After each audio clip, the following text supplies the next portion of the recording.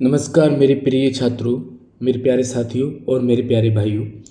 तो संख्या प्रणाली में हमने बेसिक में कुछ पॉइंट सिखा दिए हैं, जिसकी अब तक 2 क्लास बन चुकी हैं। उनको आप जाकर ही देख सकते हो। आज हमारी तीसरी क्लास है, जिसमें हम अपरिमेय संख्या को कंप्लीट कराते चलेंगे। ठीक है, अपरिमेय संख्या, प्राकृत संख्या, पूर्ण संख्या, पूर्णांक संख्या, धनात्मक संख्या, ऋणात्मक संख्या, शून्य पूर्णांक, सम संख्या, विषम, ये सारी चीज़ करा के चलेंगे। ठीक है, तो अच्छी तरह से अगर आपने बेसिक समझ लिया तो आपको गणित के सवालों में कभी कोई दिक्कत आने वाली नहीं है। ठीक है, तो शुरुआत करते हैं। सबसे पहले हम अपरिमेय संख्या को देखेंगे। ठीक है, चलिए अपरिमेय संख्या को शुरुआत करते हैं। तो पहले हेडिंग आप डाल सकते हो, अपरिमेय संख्या। अपरिमेय संख्या, अपरिमेय संख्याएं, इसको इंग्लिश में अगर कहें तो इसे बोला जाता है इरेशनल नंबर्स। क्या बोलेंगे? Irrational numbers. ठीक, इरेशनल नंबर इनको कहा जाता है।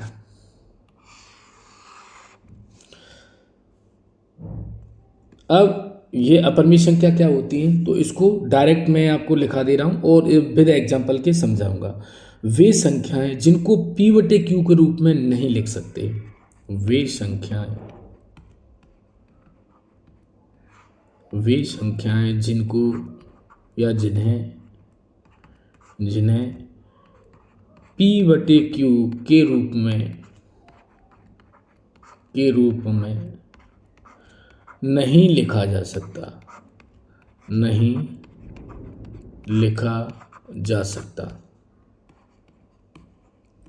यानी हम ये कह सकते हैं वे संख्याएं जिनको P/Q के रूप में नहीं लिखा जा सकता है, उन्हीं को हम अपरिमेय संख्या कहते हैं। अब वो कौन कौन सी उदाहरण के रूप में हम समझते हैं।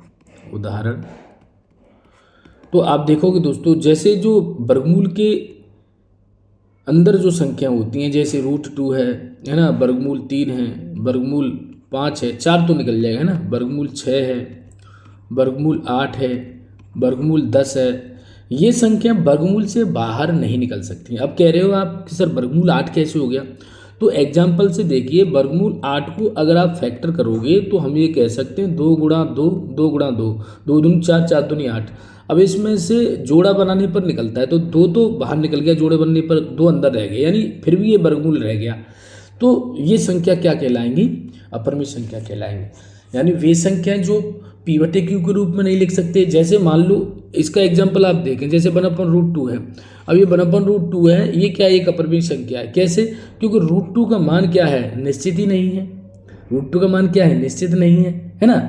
तो इसलिए हम जैसे इसका 1.141 है ना, 14 ये है, डेड डेड डेड करते जाएंगे तो ये मान क्या है? इसका मान निश्चित नहीं है। ठीक है, आगे बहुत अंकों तक इसको, ये अशांत मान है। ये क्या है? अशांत मान है। ये अशांत असमान आवृत्ति का मान है, इसलिए इसको हम क्या कहते हैं कि इसको भिन्न के रूप में नहीं लिखा जा सकता। ठीक है, तो मैं कुछ एक पॉइंट, अब बात आ गई है अशांत या असमान, तो इसको भी लिख सकते हैं। वे संख्याएं जिनका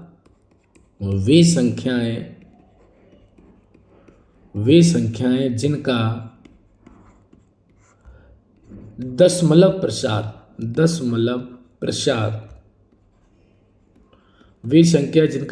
प्रसार अशांत या असमान आवृत्ति का हो, असमान आवृत्ति का हो।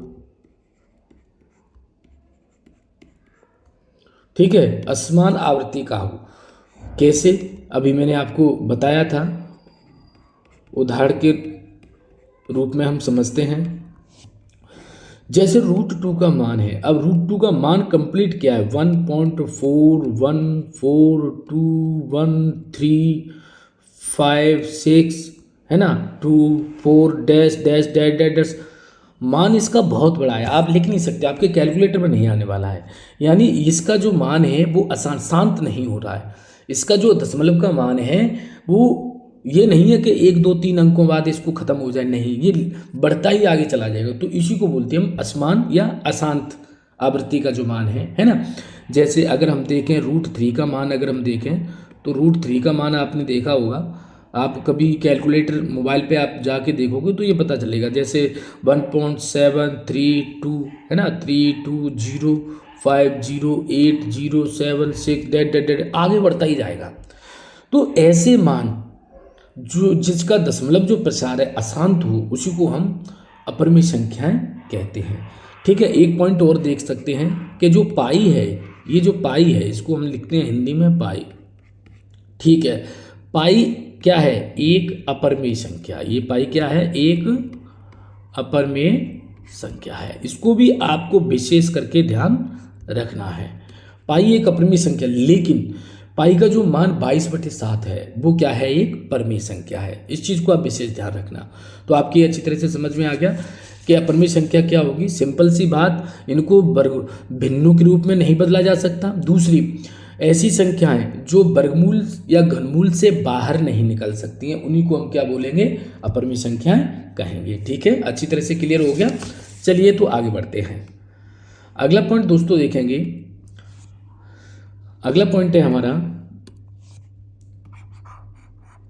प्राकृतिक संख्या। इसको भी समझते हैं कि प्राकृतिक संख्या क्या होती है। प्राकृतिक संख्या है, प्राकृतिक संख्या, इसको इंग्लिश में बोला जाता है नेचुरल नंबर्स। क्या बोला जाता है? Natural numbers. नेचुरल नंबर्स क्या बोला जाएगा इनको? Natural numbers. तो इसको समझते हैं प्राकृतिक संख्या क्या होती हैं। ठीक है, अब प्राकृतिक संख्याओं को आपने पढ़ा है, छोटी छोटी क्लासों में पढ़ा है, लेकिन बात तो ये है ना कि हमें याद नहीं रहता है ना। तो वे संख्याएं जिनसे वस्तुओं को गिनना शुरू करते हैं, है ना, जिन संख्याओं से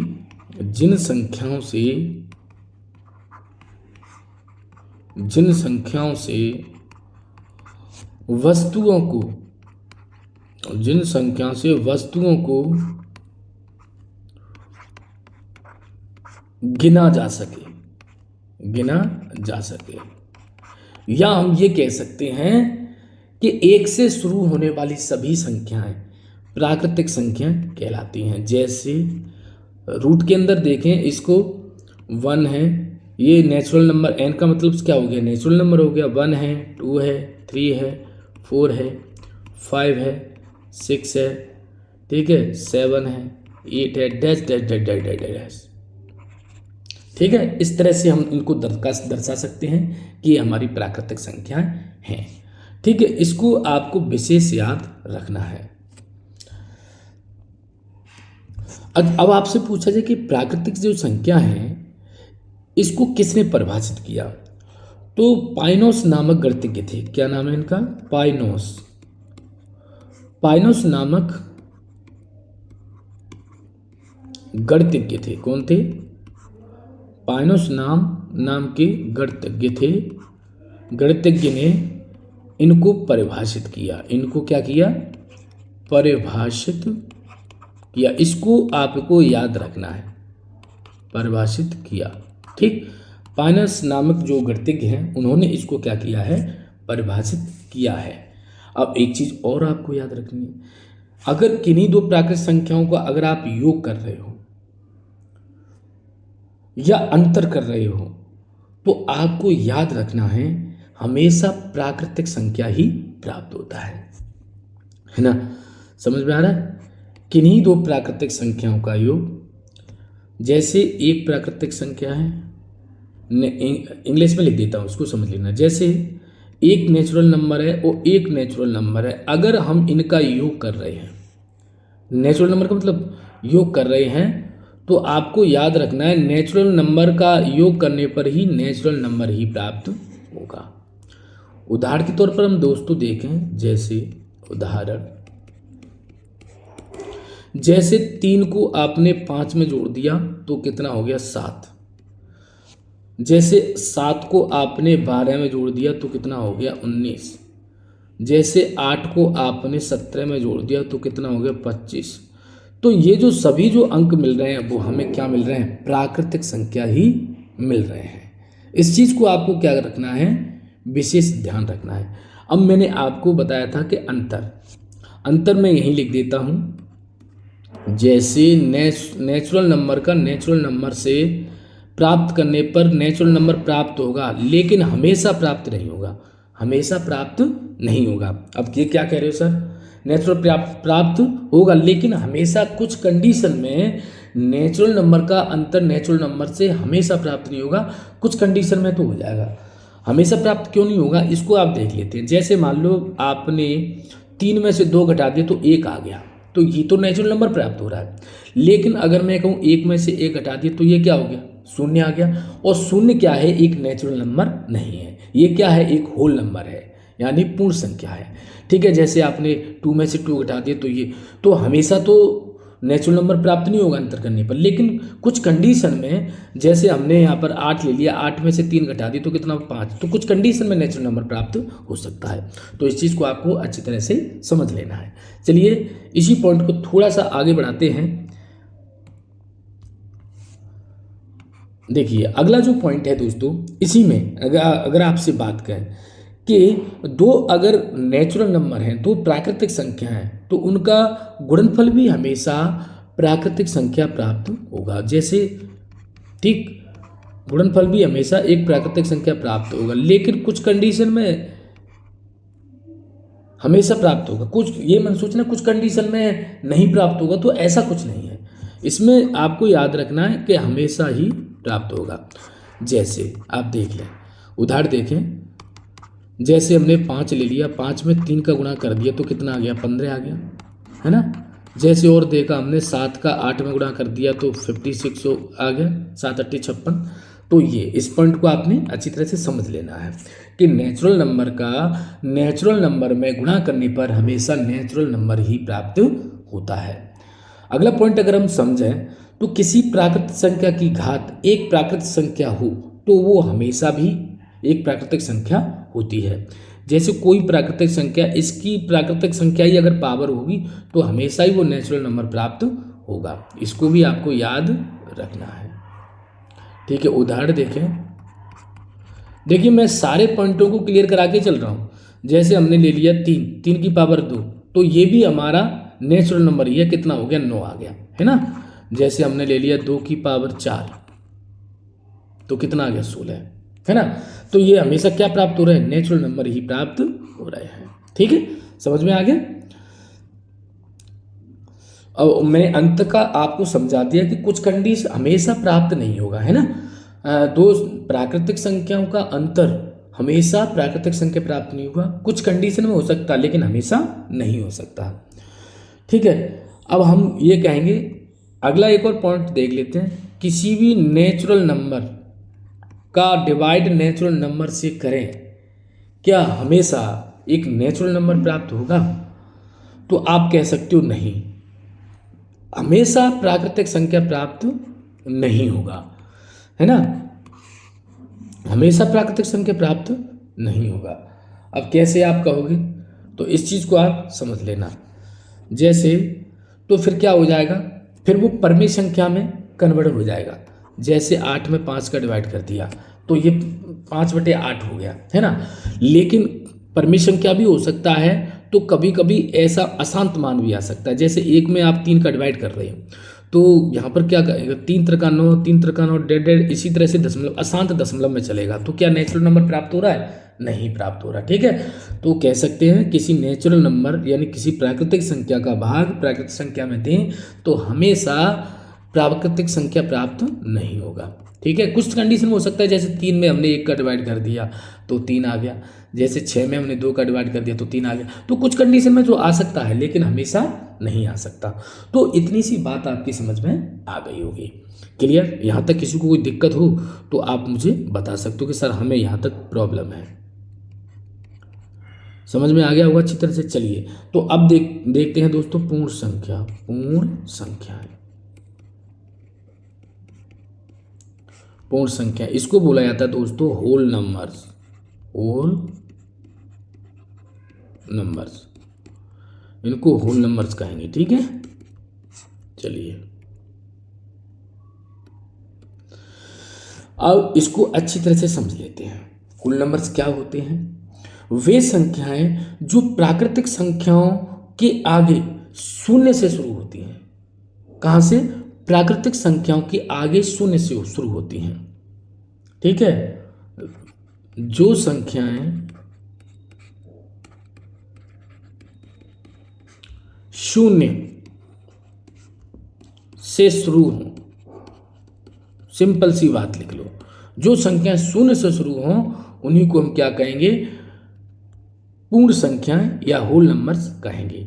जैसे होल नंबर्स मैं बता दे रहा हूँ, W का मतलब होल नंबर्स हो गया, इसको आप लिख सकते हो जैसे 0 है, 1 है, 2 है, 3 है, 4 है, 5 है, 6 है, डैट डैट डैट डैश आगे आप लिख सकते हो। ये आपका होल नंबर्स हो गया। प्राकृतिक संख्याओं में और इसमें अंतर केवल शून्य का है। शून्य एक पूर्ण संख्या है लेकिन प्राकृतिक संख्या नहीं है। ठीक है, सभी प्राकृतिक संख्याओं को पूर्ण संख्या कहा जा सकता है लेकिन सभी पूर्ण संख्याओं को प्राकृतिक संख्या नहीं कहा जा सकता। तो इस चीज को आपको विशेष करके ध्यान रखना है। बात समझ में आ गई? मैंने क्या बोला? सभी प्राकृतिक संख्याओं को पूर्ण संख्या कहा जा सकता है लेकिन सभी पूर्ण संख्याओं को प्राकृतिक संख्या नहीं कहा जा सकता। क्लियर? चलिए, तो कुछ इसके थोड़े बहुत पॉइंट हैं, उनको हम आगे समझ लेते हैं। चलिए आगे बढ़ते हैं, आगे देखेंगे प्यारे मित्रों। तो यहां मैंने आपको बता दी प्राकृतिक संख्या शून्य से शुरू होती हैं, सभी प्राकृतिक संख्याएं पूर्ण संख्या होती हैं। इस पॉइंट को लिखाने की जरूरत है, लिखा देता हूं। सभी प्राकृतिक संख्याएं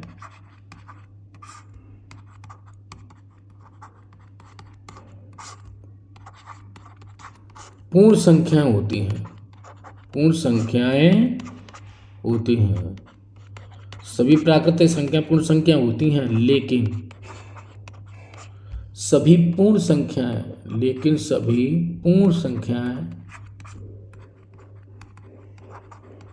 सभी पूर्ण संख्याएं प्राकृतिक संख्याएं नहीं होती। प्राकृतिक संख्याएं नहीं हो सकती। तो इस पॉइंट को आपको याद रखना है। अब यहां पर देख लो, यहां पर कह सकते हैं कि दो पूर्ण संख्याओं का अंतर या योगफल, दो पूर्ण संख्याओं का हमेशा होल नंबर या प्राकृतिक नंबर प्राप्त हो सकता है। इसको याद रखना, या तो होल नंबर आएगा या प्राकृतिक संख्या आ जाएगा। उदाहरण के तौर पर देख सकते हो, मैंने प्राकृतिक संख्या इसमें क्यों जोड़ दिया है तो आप देख सकते हैं। जैसे मान लो मैंने 3 ले लिया और मैंने 3 जोड़ दिया तो 6 आ गया। इसको हम होल नंबर पूर्ण संख्या भी कह सकते हैं, प्राकृतिक संख्या भी कह सकते हैं। जैसे मैंने 3 में 7 जोड़ दिया तो 10 आ गया, तो इसको मैं प्राकृतिक संख्या भी कह सकता हूँ और पूर्ण संख्या भी कह सकता हूँ। ठीक है, इसलिए मैंने इसमें होल नंबर और नेचुरल नंबर को भी दे दिया है। ठीक है, यहाँ पर देख सकते हैं दो पूर्ण संख्याओं का अंतर, दो होल नंबर का अंतर होल नंबर या नेचुरल नंबर प्राप्त होगा। होल नंबर या नेचुरल नंबर प्राप्त होगा। यहाँ पर होल नंबर के साथ नेचुरल नंबर भी आएगा। जैसे देख लो, अगर मैं 7 में 5 घटाता हूँ तो 2 बचता, इसको हम पूर्ण संख्या भी बोलेंगे और प्राकृतिक संख्या भी बोलेंगे। लेकिन अगर मैं 7 में से 7 घटा देता तो यहाँ पर 0 आ गया। यह एक प्राकृतिक संख्या नहीं है, पूर्ण संख्या है। ये क्या है? पूर्ण संख्या है। तो दोनों चीज़ें यहाँ पर प्राप्त हो सकती हैं, इसको याद रख सकते हो। अगला पॉइंट देखें दोस्तों कि अगर दो होल नंबर का मल्टीप्लाई करें तो भी यहाँ पर होल नंबर या नेचुरल नंबर प्राप्त होगा। ध्यान रखना, यहाँ पे भी होल नंबर या नेचुरल नंबर प्राप्त होगा। उदाहरण देखेंगे तो हम कह सकते हैं, जैसे 3 का हमने 7 में गुणा कर दिया तो 21, इसको नेचुरल नंबर भी कह सकते हैं, होल नंबर भी कह सकते हैं। लेकिन 3 का अगर 0 में गुणा कर दिया तो 0 आ गया, तो यहाँ पर नेचुरल नंबर नहीं हुआ, होल नंबर हो गया। तो ये कंडीशन आ गई। लेकिन एक चीज़ याद रख सकते हैं कि एक होल नंबर का डिवाइड होल नंबर पर करने पर हमेशा होल नंबर या नेचुरल नंबर प्राप्त नहीं होगा। हमेशा होल नंबर या नेचुरल नंबर प्राप्त नहीं होगा। जैसे उदाहरण देख लिए, कुछ कंडीशन में होगा लेकिन हमेशा नहीं होगा। जैसे 3 में 0 का डिवाइड कर रहा हूं तो ये क्या रहा है? इनफाइनाइट आ रहा है। क्या ये नेचुरल नंबर होल नंबर है? नहीं है। या मैं जीरो में जीरो का डिवाइड कर रहा हूँ, ये इनडिटर्मिनेट फॉर्म है ना, अनिर्धार्य रूप, इसको क्या बोलते हैं? अनिर्धार्य है।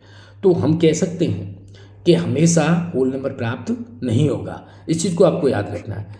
जैसे सपोज करो अगर मैं इनकी एक होल नंबर की घात की बात करता हूँ, होल नंबर की घात बात करता हूँ, जैसे मैंने यहाँ होल नंबर की घात ले ली, तो या तो होल नंबर प्राप्त होगा या नेचुरल नंबर प्राप्त होगा। देख सकते हैं कैसे, जैसे देखेंगे, जैसे 2 की पावर 0 ले लिया तो 1 आ गया, नेचुरल नंबर आ गया, और 2 की पावर 3 ले लिया तो 8 आ गया, ये प्राकृत संख्या आ गया, या इसको पूर्ण संख्या भी कह सकते हैं। ठीक है, तो इस तरह से हम सॉल्व कर सकते हैं। समझ में आ गया होगा अच्छी तरह से। तो दोस्तों आपको ये बहुत ही अच्छी तरह से क्लियर करा दिया हमने कि पूर्ण संख्या क्या होती है, प्राकृतिक संख्या क्या होती है। ठीक है, चलिए अब हम आगे बढ़ते हैं अगले पॉइंट की तरफ।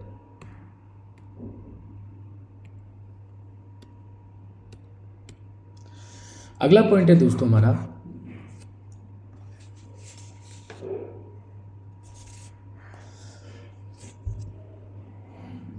पूर्णांक संख्या। अगला पॉइंट क्या है? पूर्णांक संख्या। पूर्णांक संख्या दोस्तों देखेंगे, इनको बोला जाता है इंटीजर्स। इंटीजर्स, ठीक है।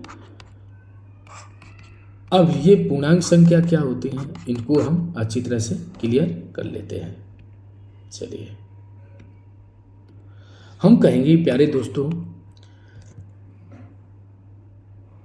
कि धनात्मक, ऋणात्मक और शून्य सभी संख्याएं पूर्णांक संख्या कहलाती हैं।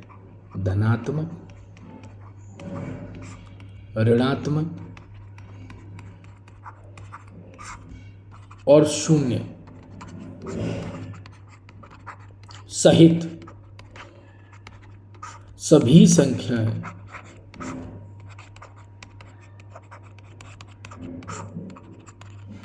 संख्याएं क्या हैं? हमारी पूर्णांक संख्या हैं। कैसे देखेंगे? देखिए इसको मैं या तो इंटीजर या इसे जेड के रूप में आप दिखा सकते हैं। ठीक है, होल नंबर को। जैसे मैंने यहाँ शून्य ले लिया है, शून्य के बाद में 1 है, 1 के बाद में 2 है, 2 के बाद में 3 है, 3 के बाद में 4 है, 5 है, dash dash dash dash dash dash अनंत तक आप लिख सकते हो। ऐसे -1, -2, -3, -4, -5 डैश डैश डैश डैश अनंत तक आप लिख सकते हैं। तो इन संख्याओं को हम क्या कहेंगे? इन संख्याओं को पूर्णांक संख्याएं कहते हैं। इनको क्या कहते हैं? पूर्णांक संख्या कह सकते हैं। अब हम कह सकते हैं सभी प्राकृतिक संख्याएं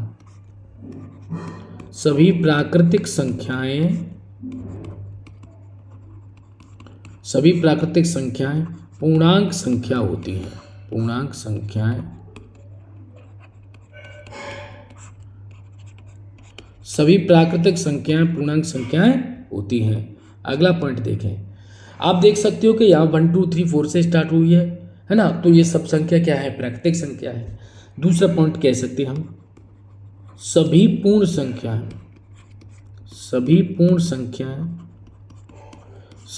संख्याएं पूर्णांक संख्या होती हैं। पूर्णांक संख्याएं, सभी पूर्ण संख्या पूर्णांक संख्याएं होती हैं। ये भी पॉइंट आपको याद रखना है, क्योंकि 0 से अगर हम देखें यहाँ से 0 से, तो ये भी क्या है? ये भी पूर्ण संख्या है। 0 से शुरुआत करें, चाहे इधर करो चाहे इधर करो, है ना। अब हम कह सकते हैं सभी पूर्णांक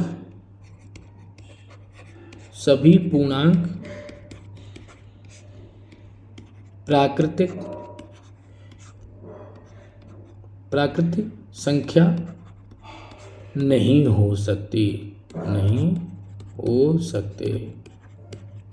ठीक है, सभी पूर्णांक प्राकृतिक संख्या नहीं हो सकते।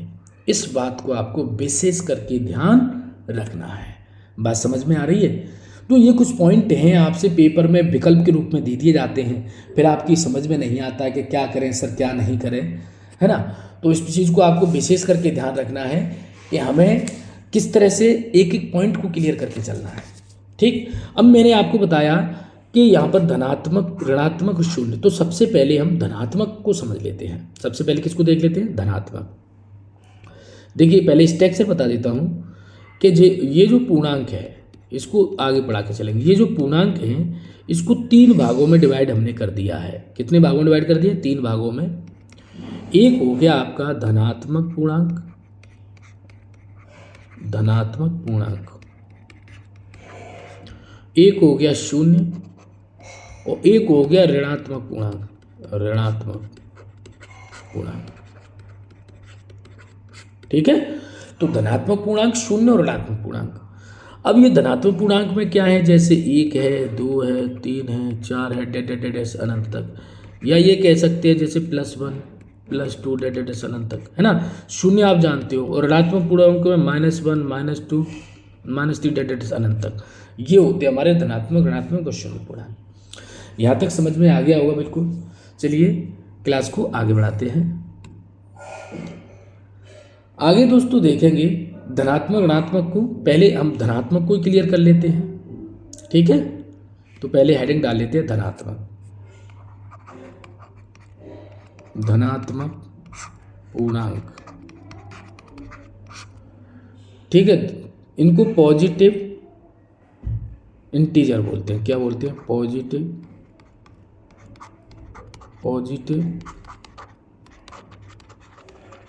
इंटीजर्स, पॉजिटिव इंटीजर्स इनको कहेंगे। ठीक है, इसको देखेंगे प्यारे मित्रों। पॉजिटिव इंटीजर्स क्या होते हैं इसको समझ के हम चलें। जैसे अगर मान लो धनात्मक संख्याएं 2 प्रकार की होती हैं। एक होती हैं सम और दूसरी होती है विषम। सम धनात्मक पूर्णांक और विषम धनात्मक पूर्णांक। सम धनात्मक पूर्णांक में आपके जैसे 2 है, 4 है, 6 है, 8 है, 10 है, डेडेडेस ये आ जाएंगे। और विषम धनात्मक जैसे 1 है, 3 है, 5 है, 7 है, डेडेडेस ये आ जाएंगे।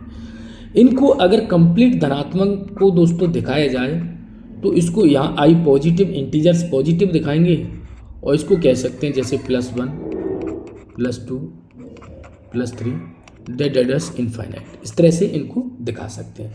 तो आपको ये बात समझ में आ गई होगी। ठीक है, चलिए दूसरा दोस्तों देखते हैं ऋणात्मक